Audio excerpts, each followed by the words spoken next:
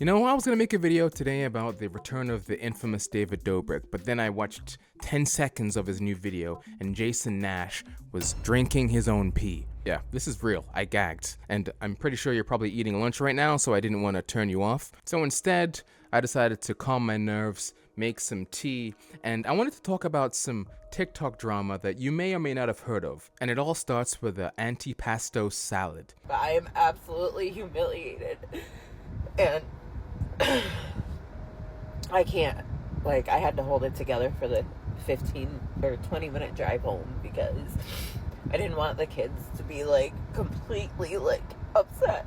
So this story starts with a woman that people are calling Northeast Mom because she moved from the Northeast to the South. She got like 500,000 followers within a week of her telling this story. And she makes a video on the 4th of July. It's a 5-minute video. She explains how she recently moved 1,000 miles to the South. And her son, who's like a young boy, he made a friend. And the friend invites him and the mom to their 4th of July cookout. So I was invited to a 4th of July party the other day by my son's best friend's mother.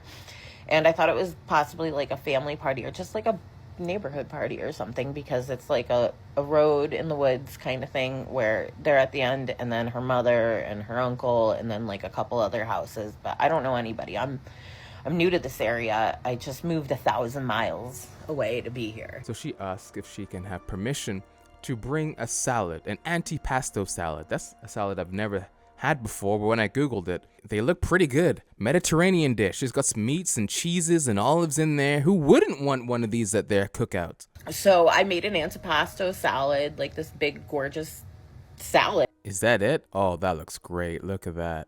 And I asked, is there anything you want me to bring? Thank you so Oh, she has text messages. I'm not sure who she's talking to here, but they said 7 is fine.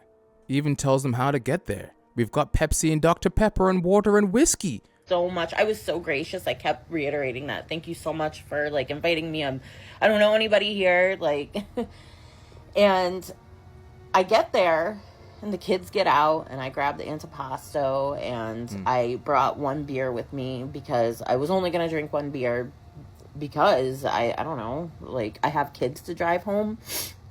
Honestly, never been treated like this before. And I can't like imagine like having a party at your house and treating a guest like this, even if like maybe it was a surprise. I don't know. So she brings this antipasto salad that she made herself from her own garden, which is a very important point.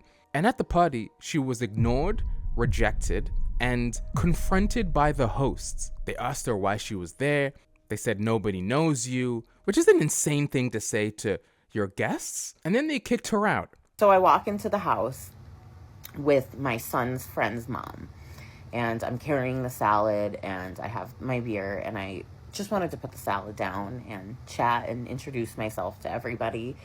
And I guess the homeowner's name is Stasia and her husband, I don't even know who he was. He walked by me kind of angry and like ignored me, but I was like trying to introduce myself to everybody.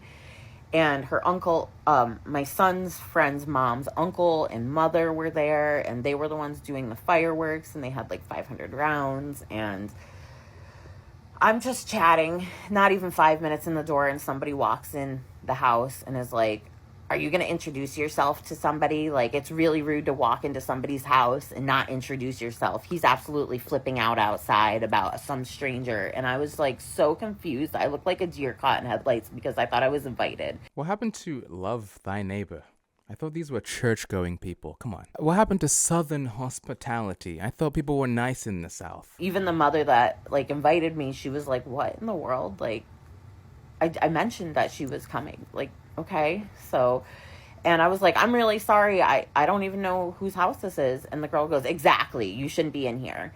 And I was like, okay. So I walk outside, and when I get out on the porch, the girl Stasia I introduced myself to, it wouldn't even look at me. She turned herself looking away on the porch, and there's all these people just angrily looking at me and like nasty. And one guy was like, welcome to the neighborhood, see you later. And I was like, okay. So I just dumped my beer out and I was just like, I was totally distraught. And like, I've never been treated like that. Like, I left the salad for them. It was like probably a $40 salad. I used all the really nice Italian cut meats and like all the vegetables from my yard. I just wanted to make a good impression.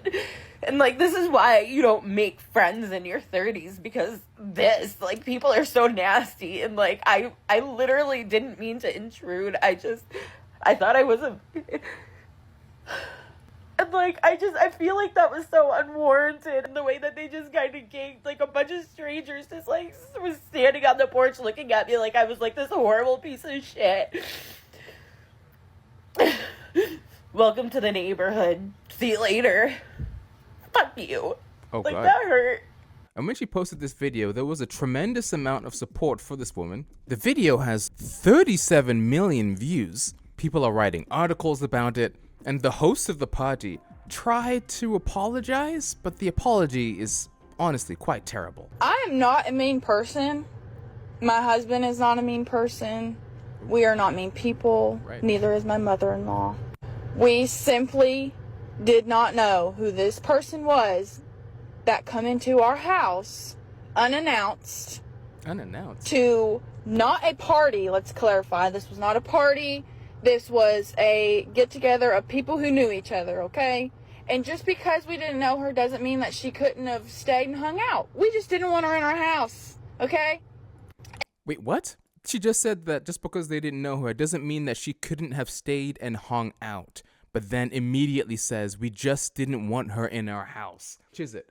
We just didn't want her in our house, okay? And there's nothing wrong with that. So to you people that are getting on TikTok and all my social medias, first of all, or my husband's or my mother-in-law's, so forth, so on, and trying to bully us, I don't care.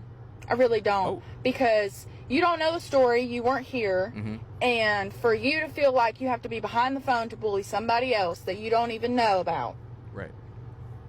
that says a lot about you, not me. And one more thing. We did apologize. My husband did call her directly and apologize to her, and she didn't want to accept that answer, okay? She didn't want to accept that we were sorry, that we hurt her feelings. She wanted to get on TikTok and use it to her advantage and try to make us look like bad people, and then have half the world or so forth, so on, hate us too.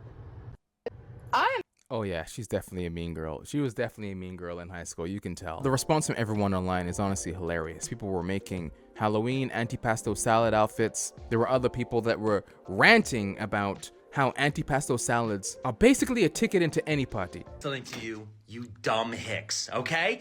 If you have people over and somebody shows up and they have an antipasto salad, that person didn't need an invite to come over. They brought an antipasto salad. The antipasto salad is the invite, especially if it's this antipasto salad. Look at that antipasto salad. I want to tell you something right now. If I went to the Cherry Hill, New Jersey Wegmans, this shit would be $120. There's $120 worth of antipasto salad. That lady made by hand this antipasto salad. I don't know if this is true, but apparently one of the hosts has lost their job because of this antipasto drama. Stop false reporting the links in my bio. I have officially lost my job and will be deleting all social media. Hicks out. There's no way. Hicks out? What the frig you talking about? I don't know if that image is real because when you click on the link, it takes you to a page that's completely gone. So she posted a Stitch to Stasia's explanation video, and she said that she knew, they knew.